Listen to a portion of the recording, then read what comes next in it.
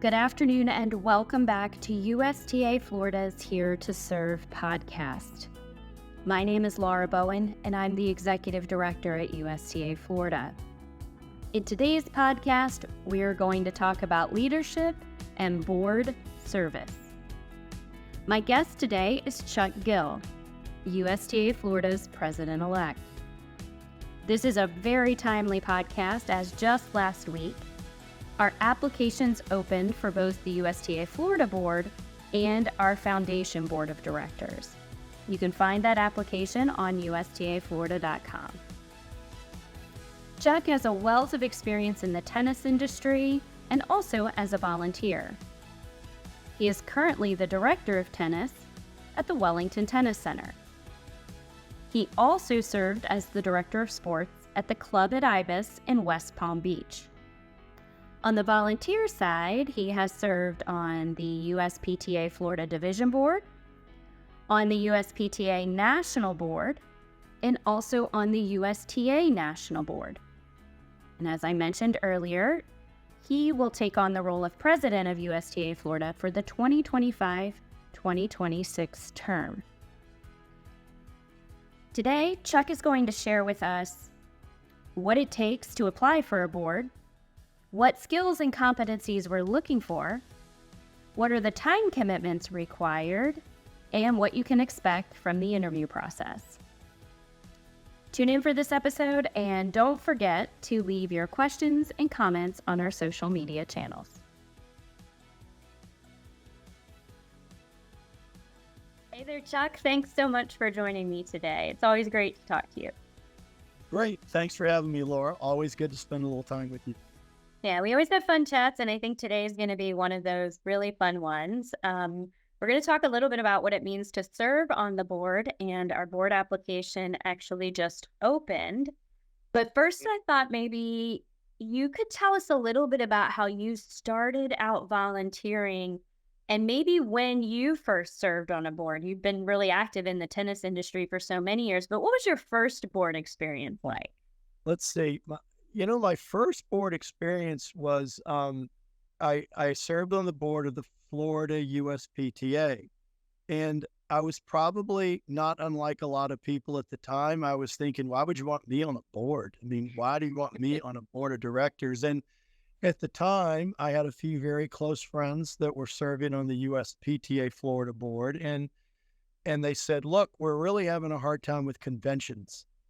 We're really having a hard time finding a place to move our state convention, and we're trying to understand and navigate room rates, room blocks, and food and beverage arrangements and commitments that we have to make and room guarantees.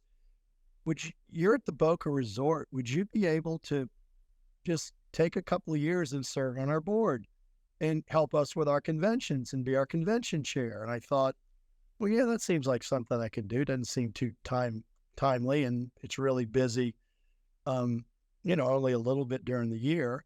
Now, little did I know at the time that it coincided because the convention was always in May, and the planning of the convention was 90 days out. So February, March, April were the busiest times, and that's the busiest time at a resort in South Florida. Mm-hmm. So that didn't work out as ideal as I thought, but it was still pretty rewarding, and I kind of got caught up with the people, and I liked working with them. And I found out that while I didn't think there was anything that I could share, I found out that there was a lot that I could share from my position and my skills. That's such a great story. And I didn't know that about you, but now, I mean, you're such a fun and social person. So you are almost like the ideal event planning chair person because you're such a good time and you can plan these things. Yet now I know why you're really good at that. Yeah, see, and I had been a top notch at Stowe in Stowe, Vermont, working at a hotel, and we had done some group sales, and we had put together packages and groups. So coming from kind of a resort background more than a club background, a lot of the people on the board were really pros at clubs. And I think at the time I was the only one that really had a resort tennis background. So yeah, I kind of stumbled into that, and I was actually able to help and at the time I was able to help the board understand things from a resort's point of view. For example, maybe they don't want to give up all 15 of their tennis courts for a small number of sleeping rooms. And, there has to be a balance between the number of people you bring to the facility and the number of tennis courts and meeting space you're allocated. So, yeah, it was a good fit. And yeah, I know I don't tell that story too often, I guess. What's great about it is one of the questions on our board application is, what other skills and knowledge do you bring that would benefit us? And that's a perfect example of why that question is so important when people are applying is, tell us what's unique about you and what experience that we don't already have that maybe you bring to the table that could help us in some way. And I love that we have that question on our application. Yeah, I think most people underestimate themselves. And I think almost everybody has something to offer and some part of their story or their background that might be helpful in, especially the USTA or USPTA or whatever. They've got skills that could help.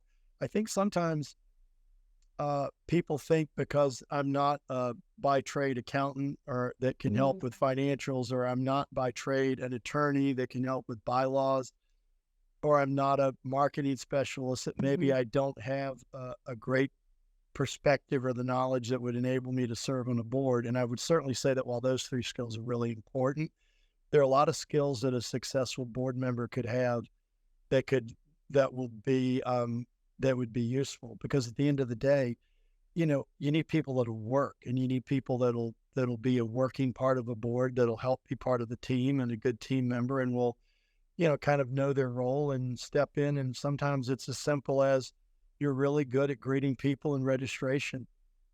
You're really good at follow up after an event. So they're almost everybody has skills that would be beneficial. It's just trying to find them and connect the dots. We've had people who've served on our board that this is the first board that they've served on. That's happened to, several years, and thinking back to your experience the first time you served on a board, or even as you've observed other newbies, what kind of advice would you give to somebody who's never served on a board of directors before that would prepare them to be of service in that way? You know, when I was on the USTA national board, Katrina Adams it still is a very good friend of mine, and Katrina said something um, a bit ago that was a good tip for me and a good tip for any board member, is that you're in the room for a reason. Mm. Don't be afraid to speak up. Don't be afraid to let your opinions be known, because the most important type of diversity is diversity of thought and diversity of opinion. And I think if you have a board where you have 9 people in the room that think about things the same way and believe the same thing, then if that's a 9-person group that thinks the same, 8 of them are relatively worthless. Mm. Because you need that different perspective. Sometimes it's the wrong perspective, by the way. Sometimes it's totally wrong, but sometimes just someone voicing an alternate opinion and an alternate point of view will be the point of view that others will actually have. And then it gives you a chance as a board to kind of, have a little bit of, it kind of galvanizes that you're doing the right thing. And then you kind of kick the tires on, on all 4 ends. And then you have a little better, confirmation that the decision you're making as a group is correct, because you've heard alternate point of views, not because you've all just been marching like sheep.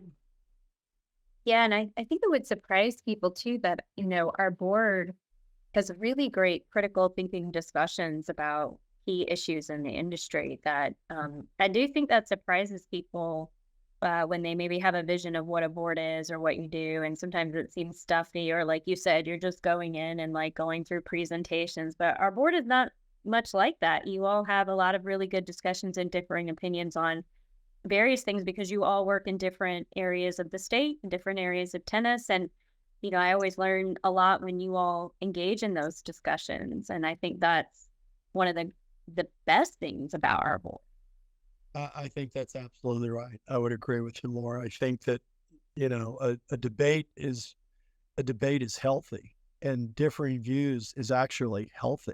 It And when you can channel it in a way that's respectful, in a way that is thoughtful and mindful of everyone else's feelings, I think that's when boards function at a very high level, when they can actually discuss a topic. And, while you and I, it doesn't happen a lot, but from time to time, if you and I have a totally polar opposite view on something, it's okay for us to, push and pull on it and discuss it. Yeah, we get a better outcome out of that. And we try to do that on the staff side as well, is that we really have that healthy culture of disagree. And when it comes time to make the decision, we all own it together. Right. But then we look at the results and say, was that the best decision, and change course if it didn't have the outcome. What's the term that Dana uses? Is reset. It's okay to hit the reset button. Dana's reset. So this is a fun question. How many boards have you served on? And what have you found most fulfilling about those roles? Geez, I've served on a number of boards in a number of different ways, which probably speaks to my age more than anything else. But I was actually a member of the board of the Tim and Tom Gullickson Foundation, which, I was very passionate about because Tim was a very close friend of mine before he unfortunately passed. And Tom remains one of my dearest of all friends. So being able to help them with their mission of raising funds for brain tumor patients and their families was a really, really great experience for me, because I was able to be around some incredible people. And when I say incredible people, that, the athletes alone that were on the board, between Jim Courier and Todd Martin and Gully and Mary Carrillo and Dr. Jim Lear, and some incredibly brilliant people in the field of accounting and attorneys. Rosemary Gullickson, who was a very successful attorney. You get to see a lot of good perspectives, and you get to really listen and learn. So I think that experience was really good as far as me being able to lean in and listen, and to find out what incredible people Jim Courier and Todd Martin were, and how thoughtful they were about things like grant writing and discussing the bigger topic of, is it better to give more money to fewer people, or fewer people more money and be more impactful?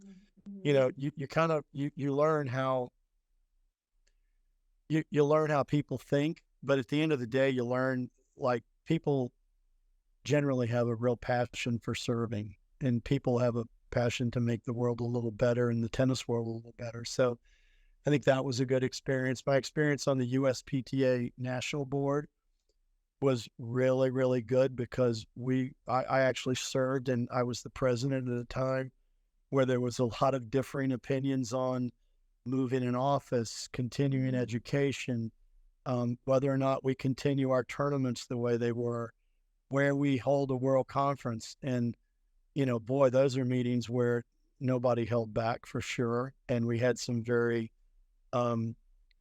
strong feelings on both sides of several issues. But I think the one thing that we were able to do was know that while we were sometimes on polar opposites of an opinion, I feel like we tried to do the best we could as a board to, have a consensus. And if the vote was 5-4 and close, we were able to move on and say, okay, look, it's a board decision. And, I learned to swallow hard, and sometimes the votes went against me. Mm-hmm. And I was thinking, God, I can't endorse this. I just can't. I can't leave this room and say I voted for it. But nobody has to know how anyone voted. At the end of the day, it's a board decision, or it's like a grievance committee. Right. We had a grievance, and we decided to suspend your membership, and that's the decision of the committee, and I support it. So, yeah, you learn. I think you learn a lot. But I've been on a number of boards, and I felt like Um, I felt like I learned a lot from being on the board.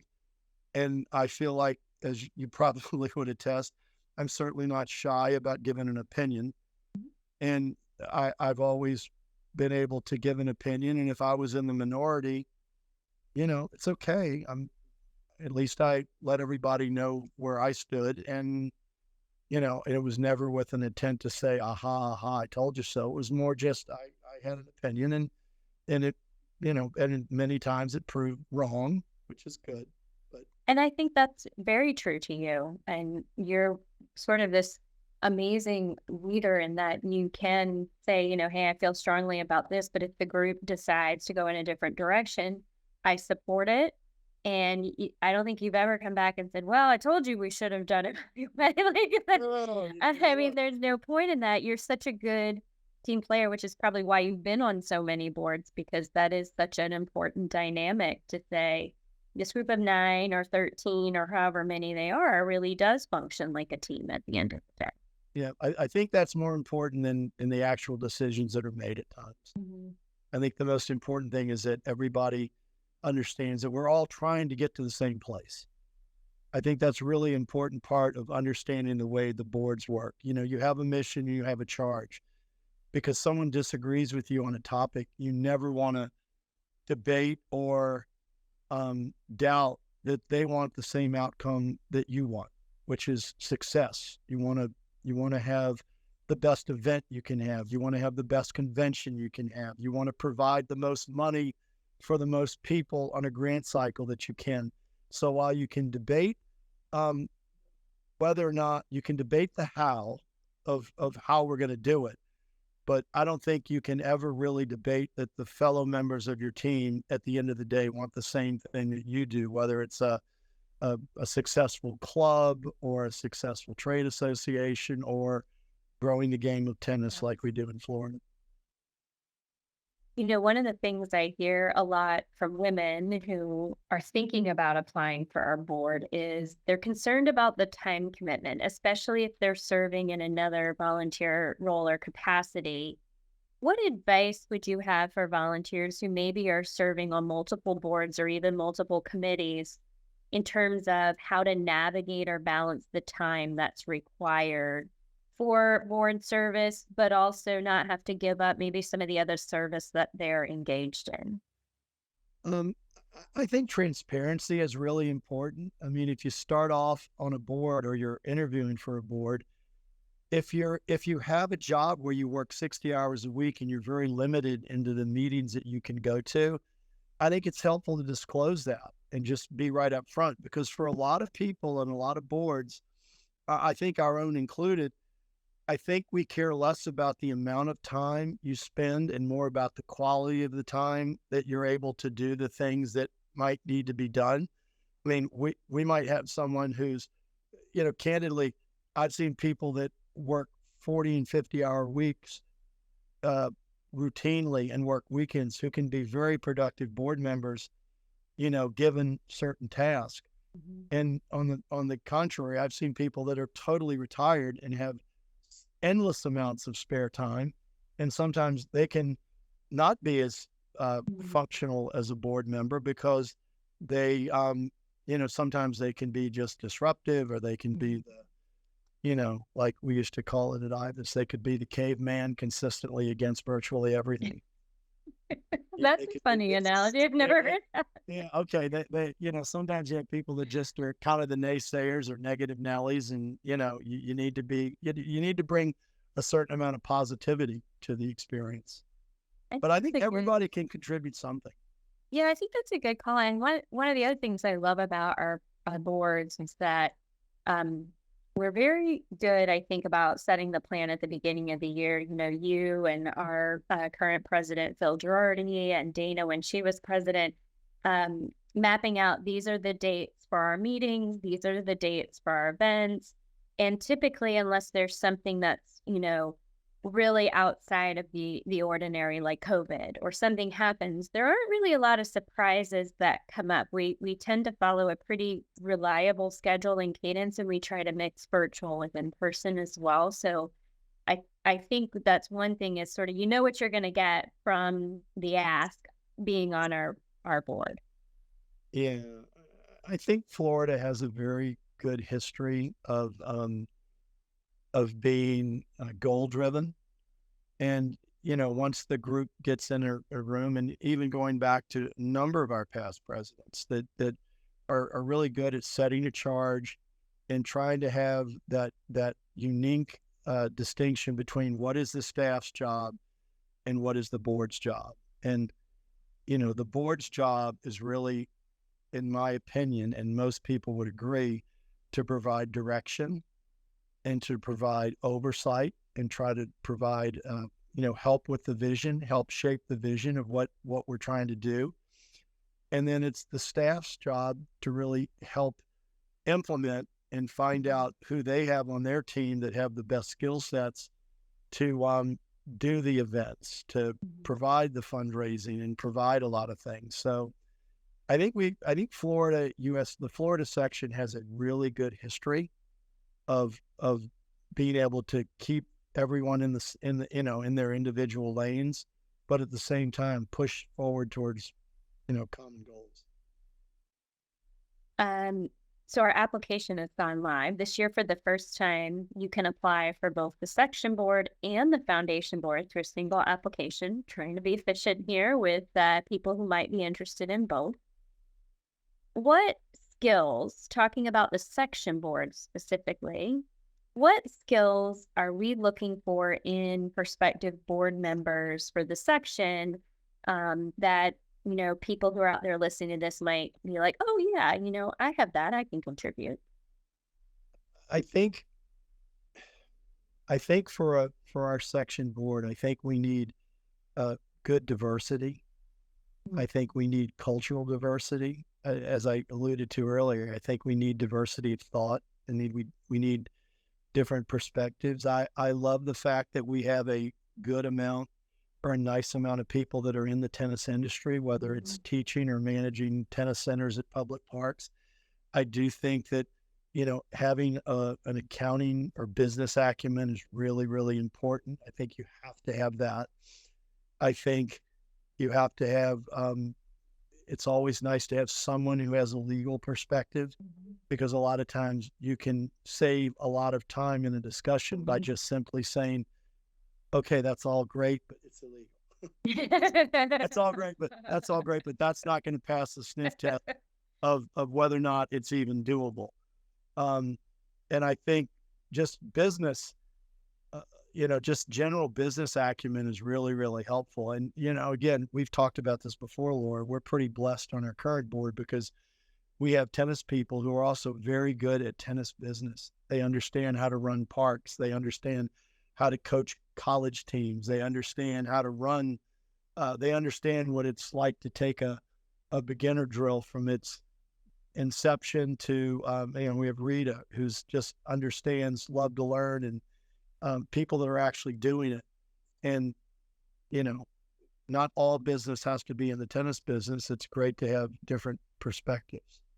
Yeah, I love that it's sort of a half and half mix for us, where we have half our board and it's directly working on the business of tennis, and you have the other half of the board, which bring a wide range of, legal, finance, and other expertise to the table. And it kind of is a nice balance there. I think we've just been, like you said, very blessed over the years to have such wonderful people. Very blessed.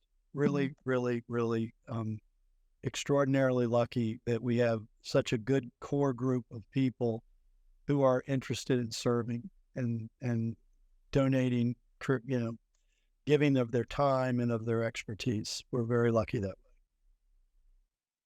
I know you've served on a wide range of selection and nominating committees before. That's another hat you've worn for different organizations.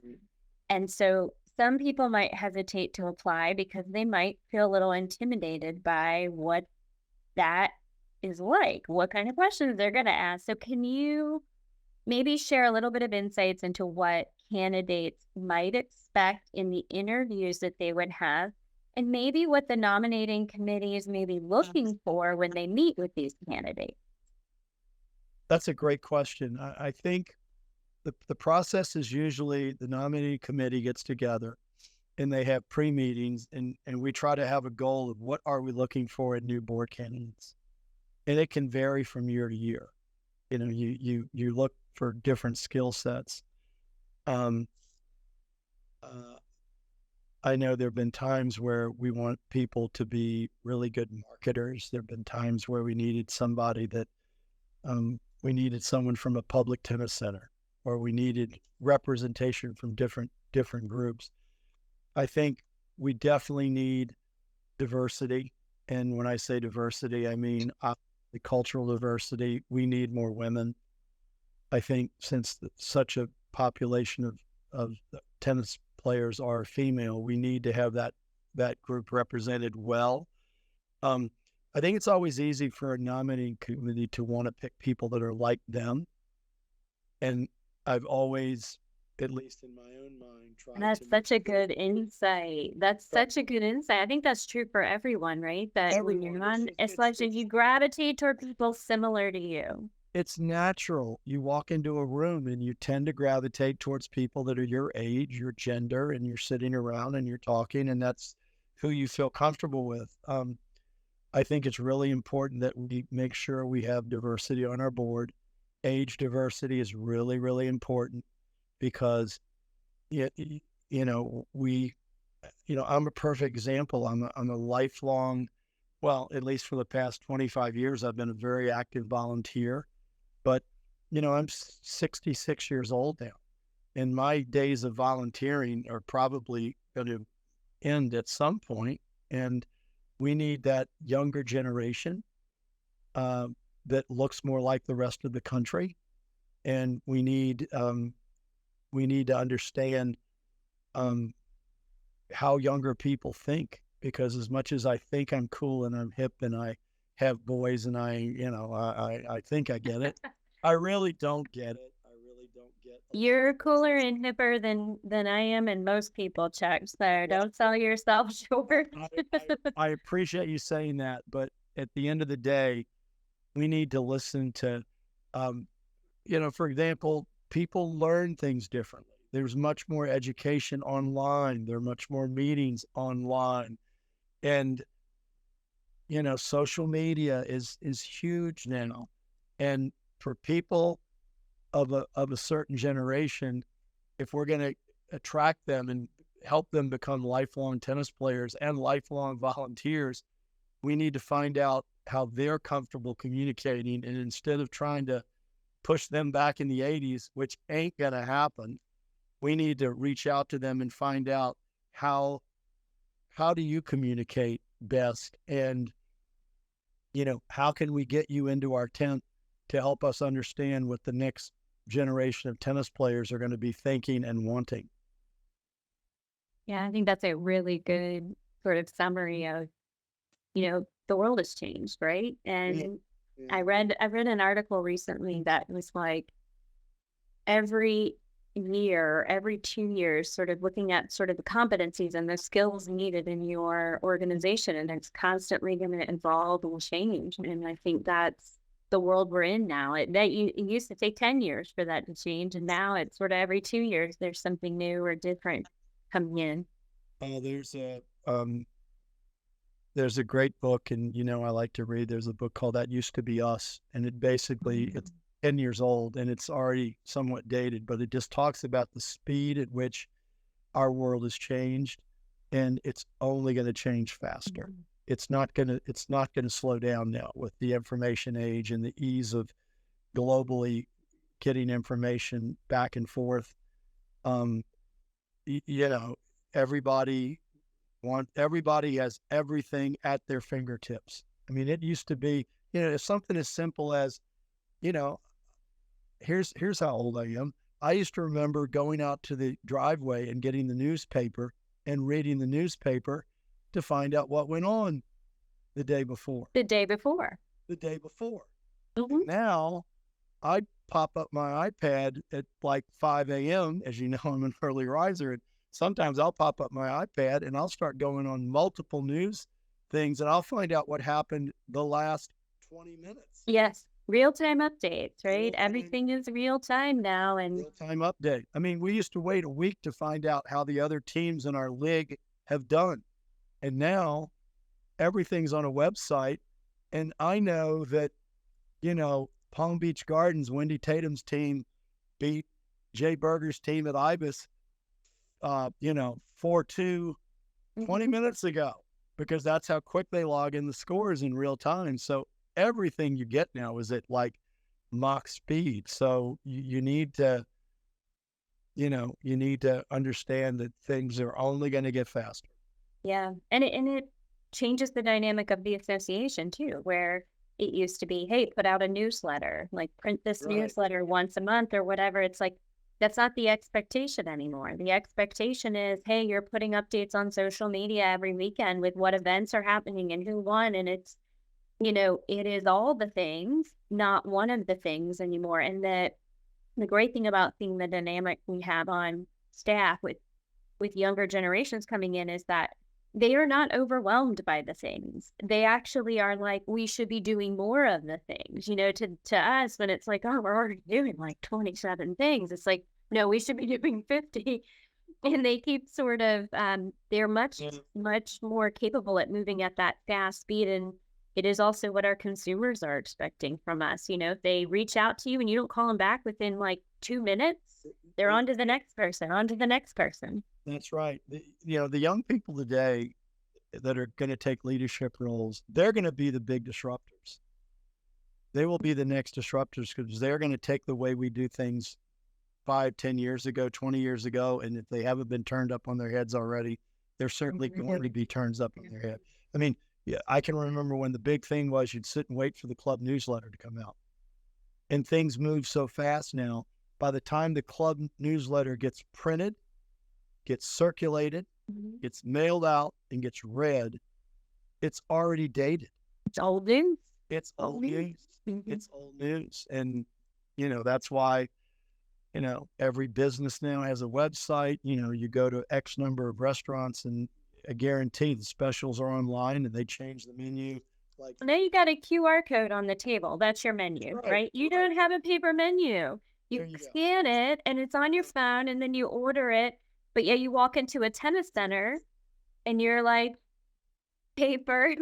Guilty as your go through my rack of flyers. I'm still putting out, because we do have people that love flyers, but boy, oh boy, well, you're preaching, Yeah, and I think you need all of the things, right? And that's kind of where we're at. Is the complicated nature of today's environment is you've got 4 generations to serve, right? I don't know when the last time that happened. You've got 4 generations to serve now.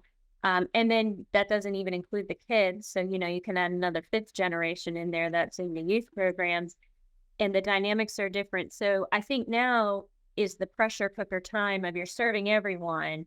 But you're right, those young leaders that are the next generation, they will turn everything on its head and it won't look like it did before. Right. So, getting back to how that relates to boards, which, I kind of went down the rabbit hole as I do at times, but, the way that relates to the boards is we need young people. We need diverse people. We need, yes, we do need some business acumen and we do need, but there is no prototype board member anymore. We need a lot of, we need people with different views and skill sets. Last question for you. When you look at the section strategy and our focus to kind of build for the future here in Florida, what most excites you about the current board term as president-elect? And what are you most looking forward to when you take on the board as president at the end of this year? I saw this question. Thank you for getting it to me. So I had a conceptual answer to it. So I guess the current term as president-elect, what excites me the most, I think it's going to be fun to reflect. It's our 75th anniversary. So we're certainly going to have time to go around the state and recognize some very special people like we, did at Vera with Marty Fish. And we're going to be going around all around the state. So that's pretty exciting, and that's going to be really, really special. And the way we're trying to set up our meetings is, instead of having one big shindig that'll be held in Orlando or wherever we used to have it, now we're actually taking it out to the various regions and trying to have it there. I think giving everybody opportunities to put their own spin on what a meeting should look like or a celebration should look like is going to be really, really fun. That's very, very exciting. And your team has already done a great job of kind of putting the wheels in motion and trying to make sure that we, that we succeed in that, which there's no doubt we will. I think the coaching piece is really, really important. The commitment that we're making to try to find the next generation and the next group of coaches and people that can help deliver tennis to beginners. I know some of the work our leadership academy is doing in trying to find beginner tennis players and how to successfully introduce tennis to beginners. And when I say the next generation of coaches, we might find that we need to reimagine the whole, who coaches beginners. And we've found at a number of places that sometimes the best people to introduce red ball is a senior that's, really, really good and kind with kids, and that grandmotherly, grandfatherly type person that kids aren't threatened by and that can make tennis fun for them. It doesn't mean that the next generation is not going to be from the group of maybe millennials who are leaving the workforce as they knew it, and they could possibly be entering the workforce as people who could deliver tennis to each other, if you're a senior, or to kids in the form of red ball. So the coaching part of it is really, really exciting to me, because obviously my background is with the USPTA and with the teaching pro organizations, and trying to make sure that we have better coaches, more coaches, and that their jobs are better. And then the third thing I think that I think we're just kind of on the cusp of really being able to make an impact is our facility management arm, because I think facilities are going to find that we can be a great resource to them. And, a public tennis center doesn't have to figure everything out on their own. They will have resources for their tennis directors in the form of programming and ways that they can enhance their career and make more money and introduce tennis to more people. And I think the facilities themselves, we're in a position where, while we can't build tennis centers, that's not something that we can actually do, but we can connect the dots, as you know, between how do I apply for this grant as a municipality, and how would I go about getting my courts resurfaced, and how would I go about getting new nets, windscreens, equipment for my beginner programs. So while we're not despite what some people say, we're not a bottomless money pit that just can start throwing money at every problem that the tennis ecosystem has. We are in a position to connect the dots and help them find good court builders, help them find grant money in a lot of different ways. And so I guess facility management, I think, is right on the cusp of being able to support actual facilities, and our community coaches and our coaching initiative is going to really help coaches. And those would be the things that I'm most excited about, just continuing in my term. And by the way, Phil has done a great job at getting them launched. And I think we said at the meeting the other day, I'm not going to be that president that comes in and feels like I need to make my mark and leave my spin on anything. I think our vision is good. I think our goals are good. And I think we have a talented staff, and we have a very talented board, and I'm looking forward to putting together some new people on the board. But I think we're in a good position to really change the landscape and continue to improve the landscape of tennis in Florida. Yeah, and I can echo what you said about both coaches and facilities. And what's really exciting to see now, I feel like Florida is a little bit of a bellwether for the industry, because we're just there's always tennis. So we're usually like years ahead of where everyone else is in sort of the evolution. And one of the interesting things that's happening right now is municipalities are more looking to invest in adding courts and tennis centers and other things. And like you said, sometimes that's a super daunting task, and we have resources and expertise that can help bring those pieces together.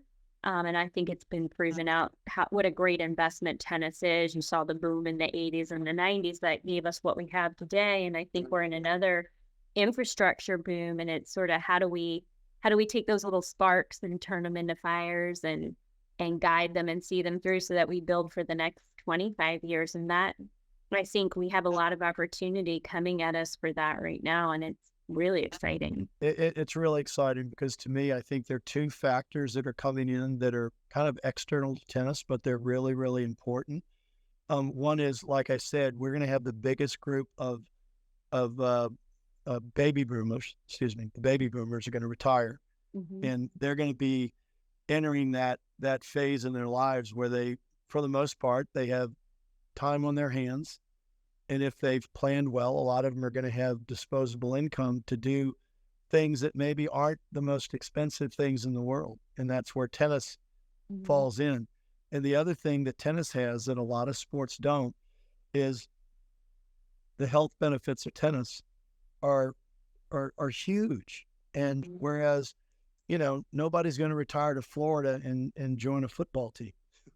Nobody's going to retire to Florida and suddenly say, you know what, I'd like to join a senior soccer league. Some might if they right. Their life. I want to meet those seniors. Yeah, right. Those are cool seniors. But for the most part, tennis is a great sport, and it's great for your fitness. It's great for your social well-being. And geez, I could just tell you, since I've been here at a public tennis center, dozens of people have come out and taken up tennis. And if you have a good pathway for them to try tennis, learn tennis, like tennis, and become lifelong players, if you have that pathway for them, kind of set and in place, there's no reason that we are not going to have the biggest boom in tennis that we've ever seen, the sport's ever seen in the next really 10 years. Yeah, I agree with that. I think it's sustainable. Rita Dotson called me today, and she said their Love to Learn had 40. They had to break it into 3 classes. They consistently are seeing adult beginners come into the 6-week, $50, get playing with others, be fun. I mean, I think tennis has so much going for it, and we're seeing the growth is sustaining itself, and we need more spaces, we need more courts, and the more that we can do to advocate for that, I think, it's just going to be a great future for us. And thank you for all of your time and your service and your talents. I know a lot of people don't see all the work you do behind the scenes and all the ways that you help and support us. You're a wonderful working board member, and I'm super excited to have you on our board now, and also helping to lead us into the future. So thank you. Well, thanks, Laura. My pleasure, and goes without saying, I really enjoy working with you and your staff and your team. You guys do exceptional work. So. Appreciate it, and thank you for joining me today. It's been a great chat. Great. That's all for this episode of USTA Florida's Here to Serve podcast. I hope you enjoyed the topic. Please check our social media channels for more ways to engage with USTA Florida during our 75th anniversary year. And for more upcoming topics, dates, and episodes of the pod, visit